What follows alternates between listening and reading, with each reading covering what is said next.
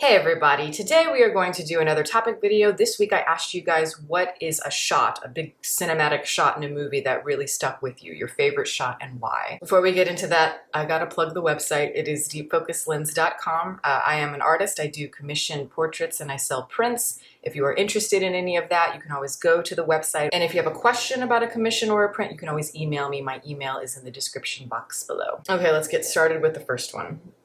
I'm incredibly fond of the shot from Lawrence of Arabia, of Lawrence emerging from the desert as a speck and slowly getting larger and larger on the horizon, simply because it was that moment when I was younger that showed me what cinema could do. So it's interesting you say that. Most people would pick the Sheriff Ali entrance more towards the beginning of the movie, where he kind of enters from that mirage, because it's such a memorable moment in the film and one of the most memorable moments in all of David Lean films, in my opinion. But I actually love this scene, and it's one of my favorites just because it is that nice reversal. It's like where Sheriff Ali is the one waiting for Lawrence to come. And yeah, it's just a big moment, especially after the whole Gazem sequence, which I think is one of the most effective in the entire film. The first half of Lawrence of Arabia, the filmmaking in it is just, I mean, it's just wonderful. I really like the burning house from Tarkovsky's Mirror. It's a vivid expression that burns through the rest of the film, much like how our most significant memories affect and stay with us. One of the few scenes in cinema that I truly describe as spellbinding. Yes, I mean, there are so many images in Tarkovsky films that are amazing, but actually, I believe, yeah, Mirror was, I think, the first film that I saw of Tarkovsky's. And yeah, naturally the imagery in that film is so specific and very abstract, as Tarkovsky tends to be. Very sensory, sense memory, as you're describing. And I remember not really knowing what to expect at the time, but just that image, for some reason, that was it. My teeth had just officially sunk in to the experience of the film and to his style. It is so powerful, and you're really not sure why. And I think some of the most powerful scenes, powerful shots in movies affect you in a way where it takes you a long time to understand why they make you feel a certain way. And that's one, to this day, I'm not sure if I quite understand it. For me, some of my shots do that. I mean, I've got a million of them. So like, I don't have one that I could readily just say, this is my favorite or my top 5, but just like, you know, off the top of my head, one that really stuck out to me was Jack Nicholson in The Shining, where he kind of breaks the fourth wall for just a minute.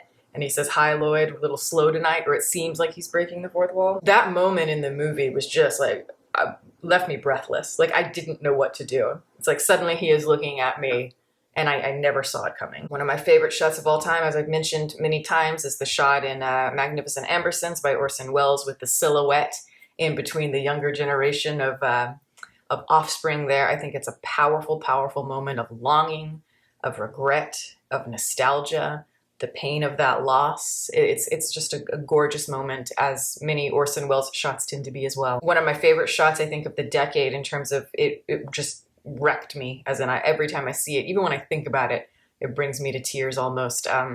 The shot from House of Tolerance, where you see, you know, the actress with the cum tears, and she has the slit mouth, and you hear the La Boheme music in the background. It is one of the most devastatingly painful moments in film, because, you know, it kind of, all kinds of things are happening at the same time, because that is meant to be a sort of dream-like sequence. And so it, you know, suddenly it's fully realized. So you're not sure what's real and what's not. And because so much of it is based on abstraction, you know, the images are what speak to us. And that moment just, I find to be one of the most modern, in the sense that it really speaks to what it means to be, I think, a woman who lacks identity. The idea of people being confined, being trapped in these cages when they could get out, but it's because of what is socially accepted that, you know, very likely they won't get out of that situation. It's very bitter. The Night of the Hunter, the shot of Harry Powell singing "Leaning on the Everlasting Arms" in the background on his horse. Such a perfect shot showing what is possible with black and white cinematography. Yes, The Night of the Hunter has some of the most stark, beautiful images, just in terms of cinematography. Yes, very much reminiscent of German expressionism, so very angular, very sharp, very contrasty shots, lots of shadow, very film noir-esque as well. But it has that magical kind of whimsical quality too, and a certain quirkiness to it as well. And I love just how so much of the movie does feel like it comes from the mind of a child, which is very much the point. It's very macabre, but there is this innocence to it. And that shot, is really from the young boy's point of view, where he sees, the horse, the silhouette in the distance. And it is a gorgeous, haunting shot, and very practical, because of course this was at the time before they had, CGI and all of that. So in order to get that shot, I believe what they did was they got like a dwarf, a little person on a small horse to kind of ride across, so that way it looks a lot further away than it is. But even just the lines in that movie, everything just feels very weirdly, even though it is such a unique experience of film, it does feel very real. It feels very much rooted in the mind of children, because you have this beautiful moment, this cinematic moment, and the young boy responds to it like, "Don't he ever sleep?"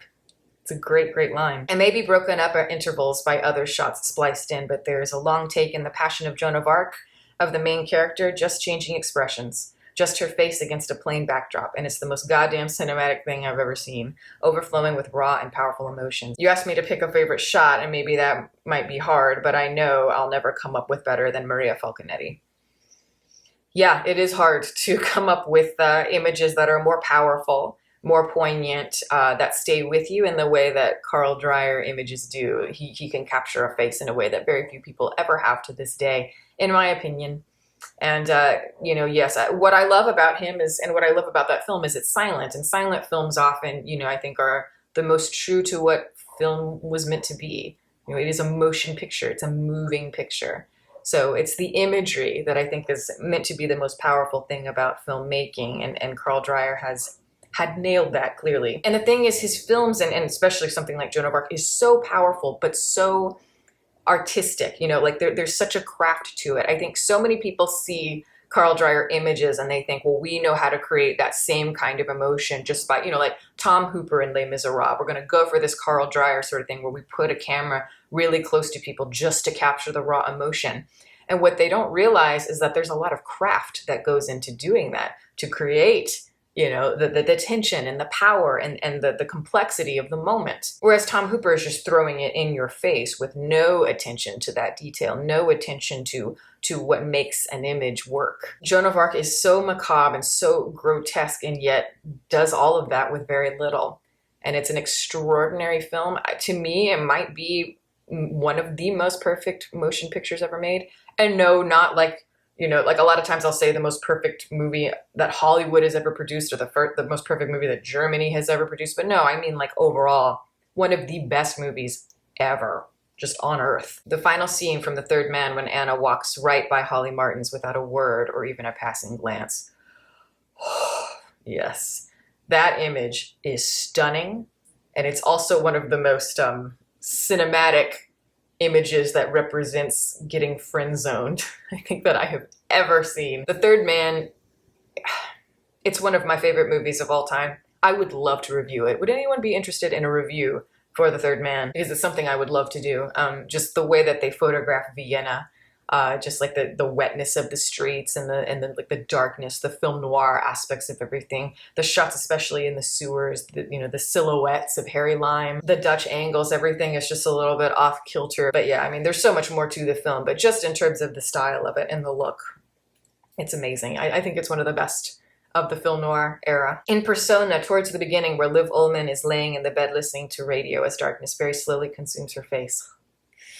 Yeah, it's my favorite film of all time, and even in a film full of amazing cinematography, that shot stands out every time I watch the film.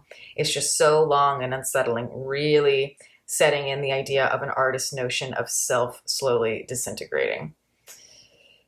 Yeah, I rewatched Persona maybe a year ago for the first time in a long time, and it also has some of the most beautiful images. I mean, Bergman does have a lot of similarities to Carl Dreyer in that respect. But yes, you're right. There are, almost every image in Persona is like, take a picture of it and hang it on your wall.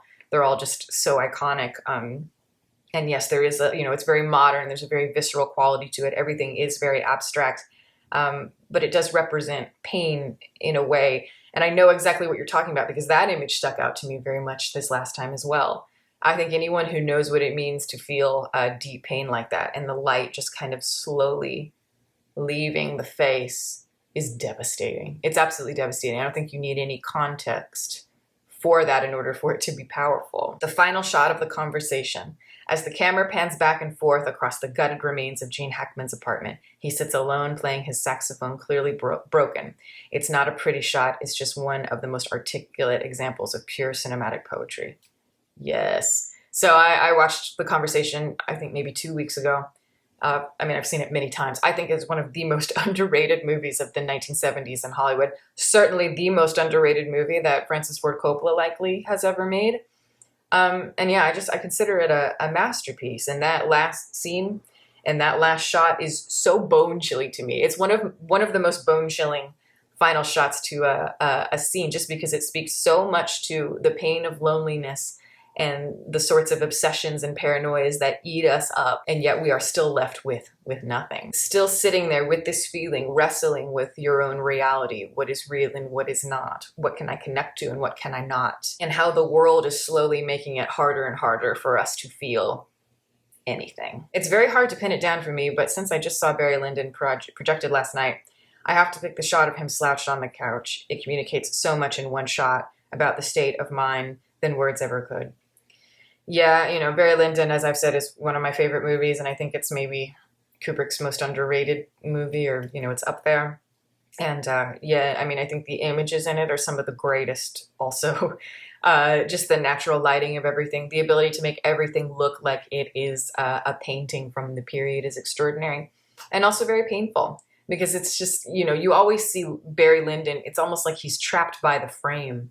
You know, it's like he's frozen in a time period, and he doesn't really matter. But yet his story and his experience is something that I think, you know, a lot of people can relate to. The rise and fall of a person who wanted so much and then ended up realizing that all of that wealth slowly reveals you, reveals your emptiness, reveals your loneliness.